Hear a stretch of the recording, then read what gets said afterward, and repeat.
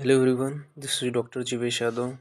तो जम्मू एंड कश्मीर के लिए हम लोग एएमओ एग्ज़ाम 2026 के लिए मोस्ट इम्पॉर्टेंट 63 टॉपिक देख रहे थे। सीरीज़ को कंटिन्यू करते हुए आज की क्लास में हम लोग टॉपिक नंबर 4 के विषय में बात करेंगे। स्टार्ट करते हैं। तो आज का टॉपिक, तो इसको कौन सी चीज़ों का आपको ध्यान रखना है वो अपन देखते हैं। तो सबसे पहले यहाँ पे मैं साधारण रस ले रहा हूँ, ठीक है।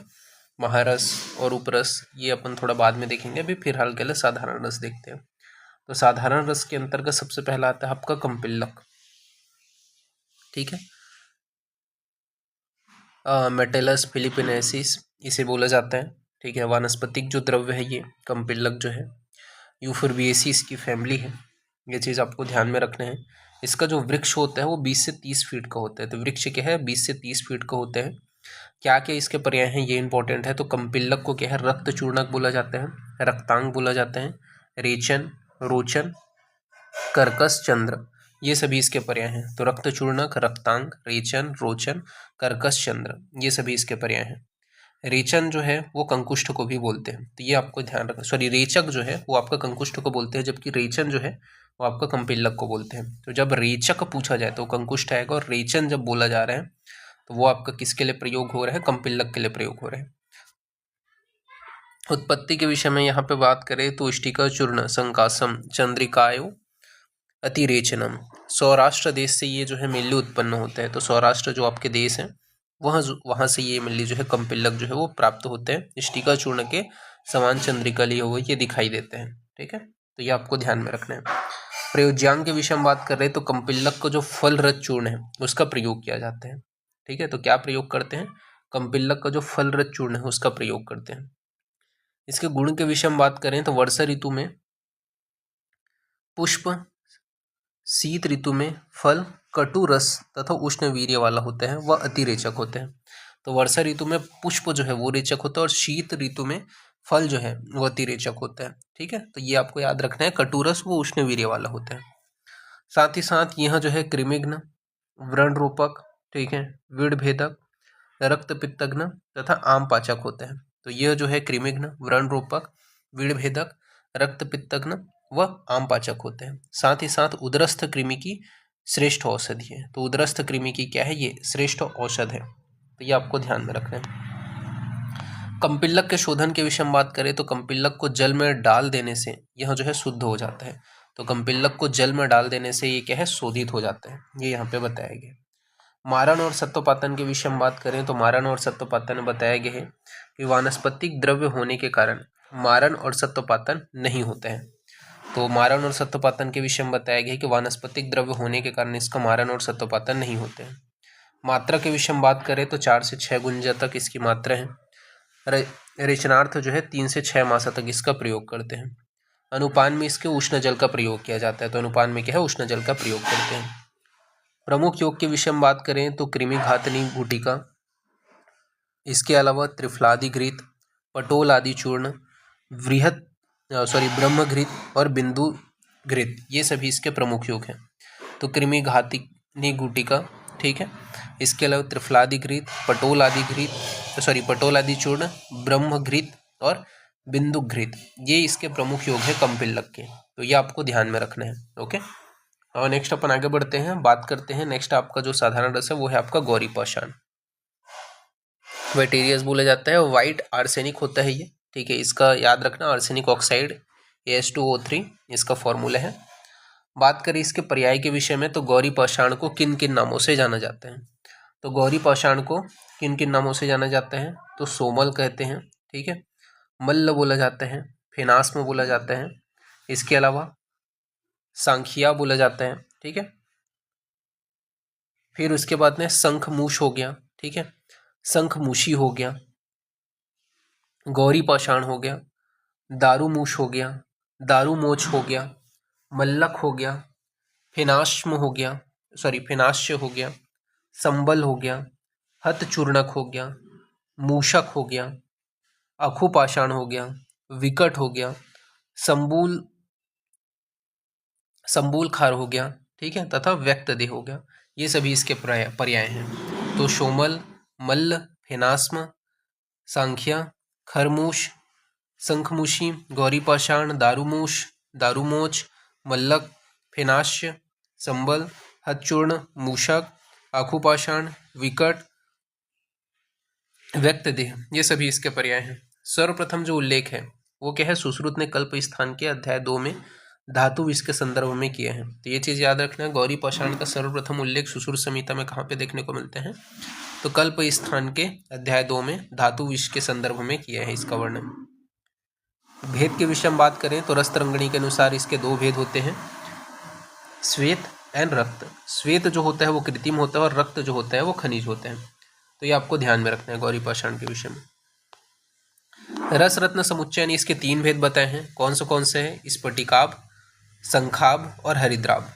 स्फटिकाभ जो होते हैं वो क्या होता है, श्वेत वर्ण का होता है तथा श्रेष्ठतर होता है। तो स्फटिकाभ जो है वो श्वेत वर्ण का होता है, वह श्रेष्ठतर होते हैं। शंखाभ जो होता है वो पांडु वर्ण का होता है, वह श्रेष्ठतर बताएगी इसे भी। हरिताभ जो होता है वो पित्त वर्ण का होता है और श्रेष्ठ होते हैं। तो ये आपको याद रखना है। शोधन के विषय में बात करें तो इसका शोधन कैसे किया जाता है, तो कारवेलक के अंदर रख करके दोलय यंत्र विधि द्वारा 1 प्रहर तक स्वेदन करने से इसका शोधन हो जाते हैं। तो कारवेलक के अंदर रख करके दोलय यंत्र विधि से 1 प्रहर तक स्वेदन करने से इसका शोधन हो जाते हैं। मारण और सत्वपातन के विषय में बात करें तो इसका मारण नहीं होते हैं तथा सत्वपातन जो है हड़ताल की तरह होते हैं। तो इसका मारण नहीं होता तथा सत्वपातन हड़ताल की तरह होते हैं, ये आपको याद रखना है। बात करें इसके गुण के विषय में तो गुण में बताया है रस बंधनकर होता है, ठीक है, रस बंधक बताया गया है, स्निग्ध होता है, दोषग्न होते हैं, रस वीरीकृत होते हैं। यह जो है अत्यंत कामोदीपक होते हैं। तो ये आपको ध्यान में रखना है। बात करते हैं इसकी औषधीय मात्रा के विषय में तो औषधीय मात्रा इसका 1/120 से लेकर के 1/130 जो रति है इसकी मात्रा बताई गई है। घातक मात्रा 1 रति होती है, यानी कि 125 mg जो है इसकी घातक मात्रा है। इसके बाद में बताया गया है संख्या जो विष है उसके प्रभाव के शांति हेतु क्या का प्रयोग किया जाता है, तो संख्या विष के प्रभाव के शांति हेतु एंटीडोट के रूप में टंकन का विलयन हो गया या कार्वेलक स्वरस हो गया या फिर गोदुग्ध में घृत व मिश्री मिला करके उसके साथ में देते हैं। तो इसका जो घातक प्रभाव या विष कारक प्रभाव है उसकी शांति के लिए टंकन का विलयन, कार्वेलक स्वरस या गोदुग्ध में गोघृत मिश्र मिला करके इसका प्रयोग करते हैं। इसके प्रमुख योग के विषय में बात करें तो प्रमुख योग में आपका आता है मल्ल सिंदूर, ठीक है, समीर पन्ना रस, इसके अलावा चणेश्वर रस, मल्लगर्भ पोटली रस, ये इसके प्रमुख योग हैं। तो मल्ल सिंदूर, समीर पन्ना रस, चंडेश्वर रस और मल्लगर्भ पोटली रस, ये इसके प्रमुख योग हैं। तो ये आपको ध्यान में रखना है। फिर नेक्स्ट है आपका नवसाद, ठीक है, विड लवण। तो आपका अमोनियम क्लोराइड है, ठीक है, नवसाद विड लवण अमोनियम क्लोराइड NH4Cl। बात करते हैं इसके पर्याय के विषय में तो इसे और क्या बोला जाता है, तो निसार बोला जाता है, नत्यसार बोला जाता है, नवसार बोलते हैं, निषाद सादगर बोला जाता है, ठीक है, किट्ट क्षार हो गया, स्टिका लवण बोलते हैं इसको, चुल्लिका लवण बोला जाता है और चुलिका लवण भी बोलते हैं। तो चुल्लिका लवण और चुलिका लवण दोनों बोला जाता है। तो निसार, नत्यसार, नवसार, निषादगर, इसके अलावा किट्टक्षार, स्टिका लवण, चुल्लिका लवण, चुल्ली लवण, ये सभी इसके पर्याय हैं। बात करते हैं प्राप्ति स्थान के विषय में तो इटली में सिलसिली के ज्वालामुखी पर्वत से के आसपास जो है ये प्राप्त होते हैं। तो इटली में सिलसिली की ज्वालामुखी पर्वत के आसपास ये प्राप्त होते हैं। रस ग्रंथों के अनुसार करीर और पिल्लू वृक्ष के काष्ठों को जलाने से प्राप्त जो क्षार है उसी को ही क्या नवसादर कहते हैं।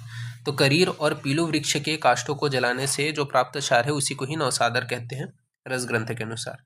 शोधन, मारण व सत्वपातन के विषय में बात करें तो इसका वर्णन जो है नहीं है रस रत्न समुच्चय में। गुण के विषय में बात कर लेते हैं तो गुण में जो है रसेंद्र जारण, लोह द्रावण हेतु इसका प्रयोग किया जाता है, ठीक है। तो रसेंद्र के जारण के लिए यानी कि पारद के जारण के लिए, लोह द्रावण के लिए तथा जठराग्नि का वर्धन करने के लिए इसका प्रयोग करते हैं। साथ ही साथ गुल्म, प्लीहा, शोफग्न आदि रोगों में इसका प्रयोग किया जाता है। त्रिदोषग्न होते हैं। वत्सनाप जो है वो एंटीडोट है नौसादर का, वत्सनाप का एंटीडोट है नौसादर, ठीक है। तो वत्सनाप का एंटीडोट कौन से नौसादर है, ये आपको ध्यान में रखना है।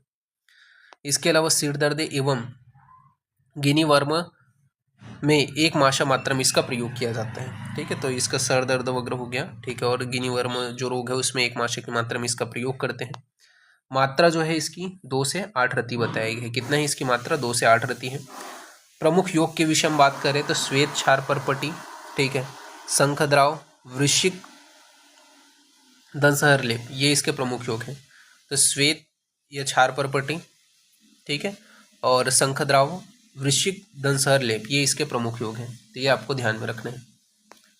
फिर बात करते हैं करपत के विषय में। तो मेराइन जो सेल है, ठीक है, कपर्द सॉरी, तो कपर्द के विषय में बात करें तो मेराइन जो सेल है उसके विषय में CaCO3, क्या क्या बोला जाता है इसे? तो कपर्द को अपन क्या बोलते हैं? तो कपर्द को यहाँ पे आपका चर बोला जाता है, चराचर बोला जाता है, बाल क्रीड़नक बोला जाता है। तो ये इंपॉर्टेंट है, बाल क्रीड़नक किसको बोलते हैं? तो कपर्द को बोलते हैं। इसके अलावा वराट हो गया, वराटक हो गया, वराटी हो गया, वराटिका हो गया, कपर्दिका हो गया, कपर्दी हो गया, ये सभी इसके पर्याय हैं। तो चर, चराचर, बाल क्रीड़नक, वराटक, वराटी, वराटिका, कपर्दिका, कपर्दी, ये सभी इसके पर्याय हैं। यह मोलस्का जाति के समुद्री प्राणियों का कवच होते हैं। ठीक है, तो मोलस्का जाति के समुद्री प्राणियों का ये क्या है? कवच होते हैं। भेद के विषय में बात करें तो रसरंगिणी ने इसके 3 भेद बताए हैं। पित्त जो उत्तम होता है, श्वेत जो मध्यम होता है और धूसर जो अधम होता है। तो पित्त, श्वेत, धूसर, ठीक है, पित्त उत्तम, श्वेत मध्यम और धूसर जो है अधम होते हैं। तो ये इसके 3 भेद बताए हैं। रस रत्न समुच्चय ने 2 भेद बताए हैं, वराटिका और वराट। ठीक है, तो वराटिका और वराट, वराट जो होता है वो कौड़ी या कम भारी पित्त कफवर्धक होते हैं। ठीक है, वराटिका की मात्रा के विषय में बात करें तो 6 मासा जो है वो श्रेष्ठ होते हैं। ठीक है, पित्त वर्ण का, 4 मासा जो है मध्यम होते हैं श्वेत वर्ण का, और 3 मासा जो है कनिष्ठ होते हैं, ठीक है, निकृष्ट होते हैं धूसर वर्ण का। ठीक है, ये सुधार लेना। शोधन के विषय में बात करें तो दोला यंत्र में कांजी में 1 प्रहर तक स्वेदन करने से इसका शोधन हो जाता है। तो ये चीज याद रखना है, दोला यंत्र से इसका कांजी में 1 प्रहर तक स्वेदन करने से इसका शोधन हो जाता है। सत्यपातन और मारण के इसका वर्णन देखने को नहीं मिलते हैं। गुण के विषय में बात करें तो गुण में यह जो होता है कटु उष्ण दीपनीय गुण से युक्त होते हैं। तो कटु उष्ण दीपनीय गुण से युक्त होते हैं। इसके अलावा तृष्णा तथा रसेंद्र जारण में इसका प्रयोग करते हैं। ठीक है, वीर्य के विषय में बात करें तो यह जो है उष्ण वीर्य वाला होते हैं। अम्ल पित्त की श्रेष्ठ औषधि है। तो यह अम्ल पित्त की क्या है? श्रेष्ठ औषधि है। परिणाम सुलग्नी होते हैं तथा ग्रहणी क्षय नाशक होते हैं। तो ये आपको ध्यान में रखना है। प्रमुख योग के विषय में बात करें तो इसके अंतर्गत अग्नि कुमार रस हो गया, ग्रहणी कपाट रस हो गया, प्रवाल पंचामृत हो गया, ठीक है, रत्न गर्भ पोटली रस हो गया, प्रद्रांतक लौह हो गया, लवंग आदि वटी हो गया, ये इसके प्रमुख योग हैं। तो अग्नि कुमार रस, ग्रहणी कपाट रस, ठीक है, प्रवाल पंचामृत रस, रत्न गर्भ पोटली रस, प्रद्रांतक लौह तथा लवंग आदि वटी, ये इसके प्रमुख योग हैं। नेक्स्ट है आपका अग्निजार। ठीक है, तो अग्निजार का पर्याय क्या है, किन किन नामों से जाना जाता है? तो अग्निजार को अपन अग्निज बोलते हैं। ठीक है, इसके अलावा आपका अग्निगर्भ भी बोला जाता है। तो अग्निज, अग्निगर्भ, अग्नि निर्यास, अग्निज्वाला, इसके अलावा वड़व अग्निमल, ठीक है, तो वड़वा अग्निमल, व्रीहिजार, अग्निमल, ठीक है, सिंधुफला, सिंधुफला इंपॉर्टेंट है, सिंधुफला किसको बोलते हैं? तो सिंधुफला अग्निजार को बोलते हैं। जरायु बोला जाता है। इसके अलावा अर्णवोद्भव बोला जाता है। तो ये आपको ध्यान में रखना है। प्राचीन ग्रंथों में इसका वर्णन नहीं मिलता है। सर्वप्रथम इसका जो प्रयोग है रसरणों में अभ्रक द्रावण हेतु किया गया है। तो ये इंपॉर्टेंट है, सर्वप्रथम इसका वर्णन कहाँ पे देखने को मिलता है? तो रसरणों में अभ्रक द्रावण के लिए इसका प्रयोग किया गया है। उत्पत्ति के विषय में बात कर लेते हैं इसके। तो उत्पत्ति में बताया गया है कि अग्निवक्र नामक समुद्री जंतु का जरायु है। ठीक है, सूर्य के किरणों के द्वारा सुखा करके अग्निजार या अंबर जो है वो उत्पन्न होता है। तो अग्निवक्र नामक जो समुद्री जंतु है उसका जरायु है और सूर्य के किरणों के द्वारा इसका सूख करके अग्निजार या अंबर निर्मित होते हैं। इसके अलावा स्पर्म हेल मछली के आंतों से सीवन होने वाला मोग सदृश पदार्थ सुगंधित जो द्रव्य है वह जो है अग्निजार कहलाते हैं। तो स्पर्म व्हेल जो मछली है उसके आंतों से सीवन होने वाला, स्त्रवित होने वाला जो मोम सदृश पदार्थ है जो सुगंधित होता है वो आपका अग्निजार है। शोधन और मारण के विषय में बात करें तो शुद्ध होने से शोधन तथा मारण नहीं होता है, ये पहले से ही शुद्ध होता है तो इसका शोधन और मारण की जरूरत नहीं पड़ती। स्वरूप के विषय में बात करें तो क्षिप्रम मुक्त फलम संप्रभम, ठीक है, तो जो मुक्ता फल है उसके समान उसके प्रभाव वाला होते हैं। रस के विषय में बात करें तो इसका रस कटु होते हैं, गुण जो है वो लघु उष्ण होते हैं, दीपनग्राही तथा कफहर होते हैं। तो रस कटु, गुण लघु उष्ण, दीपनग्राही और कफहर होते हैं। मात्रा के विषय में बात करें तो 1/4 से 1/2 रति इसकी मात्रा बताई गई है। अनुपान में मधु, घृत व नवनीत का प्रयोग करते हैं, तो अनुपान में अपन मधु, घृत व नवनीत के इसका प्रयोग करते हैं। गुण के विषय में बात करें तो अग्निजार जो है स्त्री दोषग्न, धनुर्वार्त आदि वातनुत वर्धनो रसवीर्यस्य दीपनो जरणस्तथा, यानी कि धनुवार्त की श्रेष्ठ औषधि है, तो ये इंपॉर्टेंट है, याद रखना। अग्निजार जो है वो धनुवार्त की श्रेष्ठ औषधि है तथा संपूर्ण वात व्याधि हर होता है। प्रमुख योग के विषय में बात करें तो इसका बृहत्वात चिंतामणि रस हो गया, जवाहर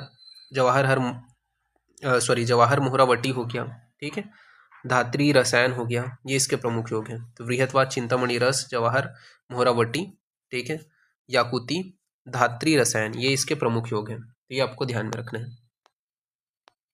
नेक्स्ट है आपका गिरि सिंदूर। तो गिरि सिंदूर का पर्याय क्या है, तो गिरि सिंदूर को बोला जाता है रक्त रेणु बोला जाता है, तो गिरि सिंदूर को रक्त रेणु बोलते हैं। रसगर्भ रसांजन बोला जाता है, तो रसगर्भ रसांजन बोला जाते हैं। रक्त रेणु जो पर्याय है, ठीक है, वो गौरी पाषाण का भी है और गिरि सिंदूर का भी है, तो ये चीज याद रखना है। रक्त रेणु जो है वो किसका किसका पर्याय है, गौरी पाषाण और गिरि सिंदूर दोनों का है। बड़े बड़े पर्वत के बीच कभी कभी थोड़ा सा पारद, शुष्क एवं लाल रंग की अवस्था में पाया जाता है, इसी को ही कहे गिरि सिंदूर कहते हैं। तो बड़े बड़े पर्वतों के बीच कभी कभी थोड़ा सा पारद, शुष्क एवं लाल रंग की अवस्था में पाया जाता है, इसी को ही गिरि सिंदूर कहते हैं। इसके अलावा रस जल निधि के अनुसार सिंदूर के दो भेद बताए गए हैं, गिरि सिंदूर और नाग सिंदूर। गिरि सिंदूर जो है वो स्वभावज होते हैं, ठीक है, जिसका फॉर्मूला याद रखना है HgO, और नाग सिंदूर जो है वो कृत्रिम होते हैं, Pb3O4, ठीक है। तो कृत्रिम नाग सिंदूर है और गिरि सिंदूर स्वभावज है। गुण के विषय में बात कर लेते हैं, क्या क्या गुण है, तो त्रिदोष शामक होते हैं, ठीक है, भेदनी रसबंधक, इसके अलावा देह लोहकर होते हैं, ठीक है, नित्य होते हैं, ये सभी जो है इसके गुण हैं। नेक्स्ट है आपका हिंगू, ठीक है, कहना बार HgS, ठीक है, रेड सल्फाइड ऑफ मर्क्यूरी। इसमें पारद जो है वो 86.2% होता है, गंधक 13.8% होता है, ठीक है। हार्डनेस जो है इसका 2 से 2.5% होता है, ठीक है। स्पेसिफिक ग्रेविटी 8.1 होते हैं। सर्वप्रथम जो उल्लेख है वो कौटिल्य अर्थशास्त्र में दरदर देश की खान से प्राप्त हुआ है, ठीक है, तो ये चीज याद रखना है। जो सर्वप्रथम कौटिल्य अर्थशास्त्र में इसका वर्णन देखने को मिलता है, ठीक है, और दरदर देश की खान से ये प्राप्त होते हैं। पर्याय के विषय में बात करें तो म्लेच्छ, इसके अलावा रक्त, सुरंग, चित्रांग, चूर्णपारद, रसगर्धब, रस उद्भव, ठीक है, तो चूर्णपारद, रस उद्भव, रस स्थान, ठीक है, शुकतुंड बोला गया है, तो ये इंपॉर्टेंट है, शुकतुंड किसको बोला गया है, ठीक है, तो ये आपको याद रखना है। इसके अलावा आपका रंजन, ठीक है, कपिशीर्ष, रक्तकाय, हंसपाद किसका पर्याय है, ये आपको ध्यान में रखना है। लोहग्न हो गया, सिंगरफ हो गया, हिंगू हो गया, ये सभी इसके पर्याय हैं, ठीक है। तो म्लेच्छ, रक्त, सुरंग, चित्रांग, चूर्ण पारद, रस उद्भव, रस स्थान, शुक्रतुंड, रंजन, कपिशीर्षक, रक्तकाय, हंसपाद, लोहग्न, सिगरफ, हिंगू, ये सभी इसके पर्याय हैं। हिंगू से पारद जो है वो आपका, हिंगू से जो पारद की प्राप्ति है वो 650 से लेकर के 700 डिग्री सेल्सियस पर प्राप्त होता है, ठीक है, तो 650 से लेकर के 700 डिग्री सेल्सियस पे आपका हिंगू से पारद प्राप्त होती है। भेद के विषय में बात करें तो आयुर्वेद प्रकाश ने इसके 3 भेद बताए हैं, चरमरा हिंगुल, सुक्तुंड हिंगुल और हंसपाद हिंगुल, ठीक है। तो चरमरा हिंगुल, सुक्तुंड हिंगुल और हंसपाद हिंगुल। अशुद्ध हिंगुल सेवन से क्या होता है, तो अशुद्ध हिंगुल सेवन से क्या है, अंधता, क्षीणता, क्लम, भ्रम, मोह तथा प्रमेह की उत्पत्ति होती है। तो अशुद्ध हिंगुल के सेवन से अंधता, क्षीणता, क्लम, भ्रम, मोह और प्रमेह की उत्पत्ति होती है। शोधन के विषय में बात करें तो आद्रक स्वरस व लकुश स्वरस की सात भावना देने से इसका शोधन हो जाता है। तो आद्रक स्वरस और लकुश स्वरस की सात भावना देने से इसका शोधन हो जाता है। ग्राह्य हिंगुल के विषय में बात करें तो ग्राह्य हिंगुल बताया गया है जप कुसुम वर्ण का होता है। ठीक है, इसके अलावा क्या होगा, सुनहरा होगा। ठीक है, भारपूर्ण होगा। ठीक है, तो ये यहाँ पे आपका बताया गया है। रस के विषय में बात करें तो रस इसका कैसा होता है, तो रस जो है वो कटु तिक्त कसाय होते हैं। वीर्य जो है इसका उष्ण होते हैं। गुण के विषय में बात करें तो दीपन तथा रसायन इसका गुण है। मात्रा इसका 1/2 से लेकर के 1/30 की मात्रा बताया गया है। अनुपान में अपन मरीच, गुड़, पिपली एवं गुड़ुची स्वरस तथा मधु का प्रयोग कर सकते हैं। तो अनुपान के रूप में मरीच तथा गुड़, पिपली एवं गुड़ुची स्वरस का इसका प्रयोग कर सकते हैं अनुपान के रूप में। नेक्स्ट है आपका प्रमुख योग के विषय में बात करें तो हिंगलेश्वर रस। ठीक है, प्रमुख योग में कौन सा है, हिंगलेश्वर रस, आनंद भैरव रस, कनक सुंदर रस। ठीक है, रस गर्भ पोटली रस, त्रिभुवन कीर्ति रस, कस्तूरी भैरव रस, ये इसके प्रमुख योग हैं। तो हिंगलेश्वर रस, आनंद भैरव रस, कनक सुंदर रस, रस गर्भ पोटली रस, त्रिभुवन कीर्ति रस, कस्तूरी भैरव रस, ये इसके प्रमुख योग हैं। फिर बात करते हैं आपका मूर्धशंख। ठीक है, तो मूर्धशंख के विषय में बात करें, पीबीओ इसका फॉर्मूला है। ठीक है, मृदार श्रृंग इसे बोला जाता है या बोदार श्रृंग बोलते हैं। ठीक है, मूर्धशंख भी बोलते हैं, मूर्धशंखक भी बोला जाता है। ठीक है, प्रमुख रूप से मृदार सिंह बोला जाता है, ये चीज़ याद रखना। ठीक है, बात करें इसके भेद के विषय में तो 2 भेद बताए गए हैं रसरत्न समुच्चय के अनुसार, सदल और निर्दल। ठीक है, इसी प्रकार खनिज और कृत्रिम होते हैं। ग्राह्य स्वरूप के विषय में बात करें तो मृदार सिंह जो पित्ताव वर्ण का होता है, दल युक्त होते हैं, सदल व निर्दल। ठीक है, दोनों प्रकार का आपका पाया जाता है। खर स्पर्श गुरु जो होते हैं वो क्या है, ग्राह्य स्वरूप वाला होते हैं। शोधन जो है शास्त्रोक्त इसका कोई शोधन विधि का वर्णन नहीं मिलते हैं। मृदार सिंह का सत्वपातन जो है वो नाग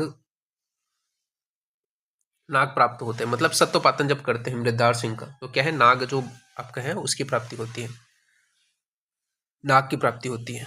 ठीक है, उपयोग के विषय में बात करें तो उपदंश रोग नाशक होते हैं, फिरंग व्रण नाशक होते हैं, इसके अलावा रसबंधक होते हैं, त्वक दोष नाशक होते हैं, व केशों को रंगने वाला होते हैं। इसका उपयोग जो है उपदंश रोग नाशक, फिरंग व्रण नाशक, रक्तबंधक, त्वक दोष नाशक और केशों रोग को रंगने वाला होता है। ठीक है, केशों को रंगने वाला होता है, ये सभी इसके उपयोग हैं। समस्त साधारण रसों का सामान्य शोधन जो है वो मस्तुलुंग आद्रक स्वरस की 3 दिन तक भावना देने से देकर सुखा देने से हो जाता है। तो समस्त साधारण रसों का सामान्य शोधन जो है मस्तुलुंग आद्रक स्वरस की 3 दिन तक भावना दे करके सुखा देने से इसका सामान्य शोधन हो जाता है। तो ये आपको साधारण रस के विषय में याद रखना है। फिर थोड़ा सा अपन रत्न वर्ग में कौन से इंपॉर्टेंट है वो अपन थोड़ा सा देख लेते हैं। ठीक है, जिनसे क्वेश्चन आपके आते हैं। तो मणियाँ जो है वो 8 प्रकार की होती हैं। कौन से 8 प्रकार की हैं, तो वैक्रांत, सूर्यकांत, हीरा, मोती, मणि, चंद्रकांत, लाजावर्त और पन्ना, ये 8 प्रकार की मणियाँ हैं। तो वैक्रांत, सूर्यकांत, हीरा, मोती, मणि, चंद्रकांत, लाजावर्त और पन्ना। रत्न जो है वो 9 होते हैं, माणिक्य, मुक्ता, प्रवाल, ताक्षर्य, पुखराज, वज्र, नीलम, गोमेद और वैदुर्य। ठीक है, इसके अलावा ये बात करें रसोपनिषद ने 7 बताए हैं। ठीक है, इन्होंने वैक्रांत को जो है वो और एड ऑन किए।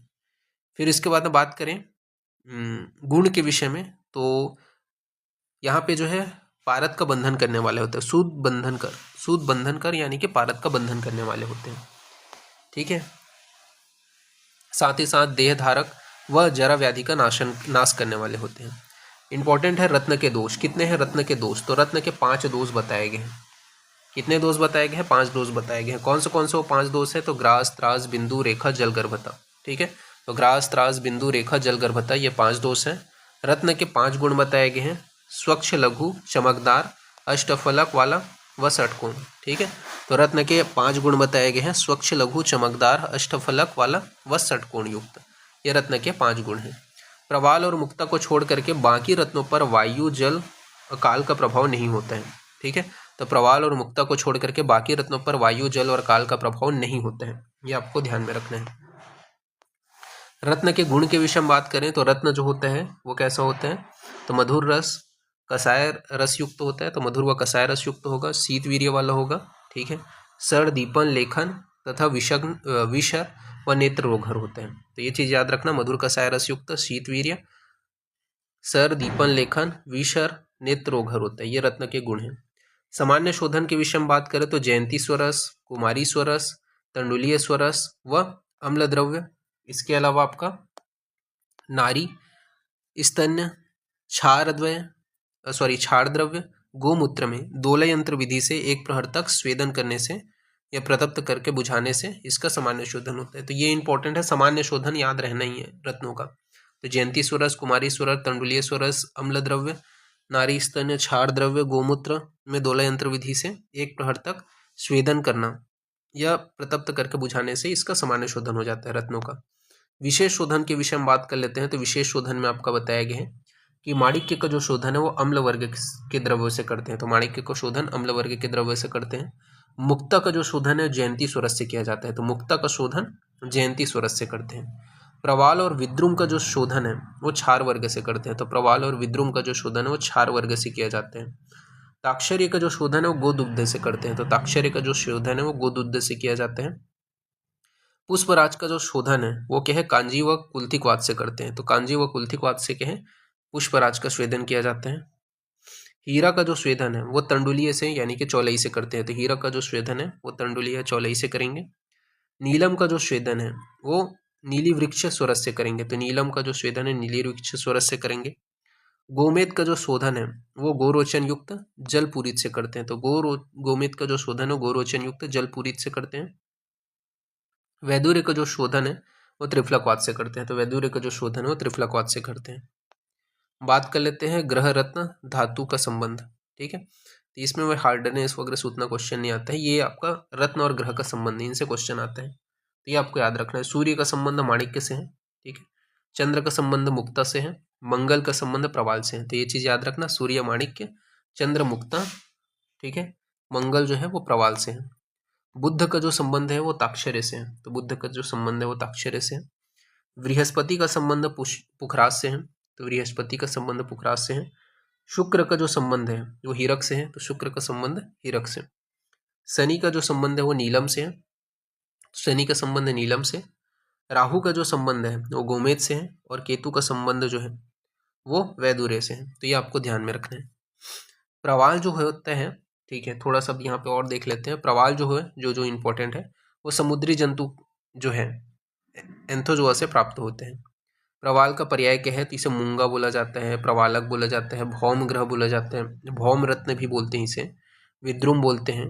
इसके अलावा अवधि जंतु विशेषोत्थ बोला जाता है, रक्तांग बोला जाता है, लतामणि हो गया, ठीक है, रक्तांकुर हो गया, अंबोधि पल्लव हो गया, ये सभी इसके पर्याय हैं। भेद के विषय में बात करें तो वर्ण भेद से 4 प्रकार के होते हैं। ये कौन सा, श्वेत, धूसर, कृष्ण, रक्त और गुलाबी, रक्त या गुलाबी। ठीक है, तो श्वेत, धूसर, कृष्ण, रक्त या गुलाबी वर्ण को होता है। आकृति भेद से 2 प्रकार के हैं, प्रवालशाला और प्रवाल मूल। ग्राह्य प्रवाल जो होता है उसके विषय में बात करें तो जो ग्राह्य प्रवाल होते हैं वो क्या होता है, पक्व बिंबी फल के समान दिखाई देते हैं, वृत्त आकार का होगा, वक्राकार होगा, स्निग्ध वर्ण का होगा। ठीक है, तथा ये जो है आपका ग्राह्य प्रवाल का गुण है। मारण के विषय में बात करें तो इसका जो है घृत कुमारी स्वरस, सतावरी स्वरस, जयंती स्वरस, गोदुद्ध की जो है 3 बार मतलब भावना देने से, ठीक है, 3 गज फुट तक इसका मारण हो जाता है। गोदुद्ध की भावना देकर के 3 गज फुट देने से इसका मारण हो जाता है। तो अपन घृत कुमारी स्वरस या फिर अपन सतावरी स्वरस या फिर जयंती स्वरस या फिर गोदुद्ध की भावना दे दिए, ठीक है, और 3 गज फुट लगाने से इसका मारण हो जाता है। मात्रा इसका आधा से लेकर के 2 रति तक इसकी मात्रा बताई गई है। ठीक है, बात कर लेते हैं भस्म। भस्म कैसा बनता है, तो श्वेत पिष्टी के समान गुलाबी वर्ण का बनेगा। सॉरी, श्वेत जो है श्वेत वर्ण का इसका भस्म बनता है और पिष्टी जो है वो गुलाबी वर्ण का बनता है। तो ये चीज याद रखना है, श्वेत वर्ण का इसका भस्म बनेगा और पिष्टी गुलाबी वर्ण का बनेगा। गुण के विषय में बात करें तो रस मधुर होते हैं और वीर्य शीत होते हैं। ठीक है, दीपन पाचन क्षय पित्त काशग्न होते हैं। तो ये यहाँ पे इसका गुण है। प्रवाल के दोष के विषय में बात करें तो इसके 7 दोष बताए गए हैं। कौन से वो 7 दोष हैं, तो पांडु हो गया, धूसर वर्ण का हो गया, रुक्ष हो गया, ठीक है, रुक्ष वर्ण युक्त हो गया, छिद्र युक्त हो गया, हल्का हो गया, श्वेत वर्ण का हो गया। ये इसके प्रवाल के 7 दोष हैं। योग के विषय में बात करें तो अपूर्व, अपूर्व मालती बसंत रस, ठीक है। पूटपाक विषम ज्वरांतक आपका रस हो गया, ठीक है। रत्नगर्भ पोटली हो गया, सर्वांग सुंदर रस हो गया, ये इसके प्रमुख योग हैं, ठीक है। तो अपूर्व मालती बसंत रस, पूटपाक विषम ज्वरांतक रस हो गया, रत्नगर्भ पोटली रस हो गया, सर्वांग सुंदर रस हो गया, ये इसके प्रमुख योग हैं। कृत्रिम प्रवाल का निर्माण का वर्णन जो है वह रस प्रकाश सुधाकर में मिलते हैं, तो ये चीज़ ध्यान रखना, रस प्रकाश सुधाकर में कृत्रिम प्रवाल के निर्माण का वर्णन मिलते हैं। तो इस प्रकार से ये जो पॉइंट है 10th नंबर का वो यहाँ पे फिनिश होता है, ठीक है। तो अभी के लिए इतना ही, नेक्स्ट क्लास में आगे कंटिन्यूशन करेंगे, ठीक है। Thank you.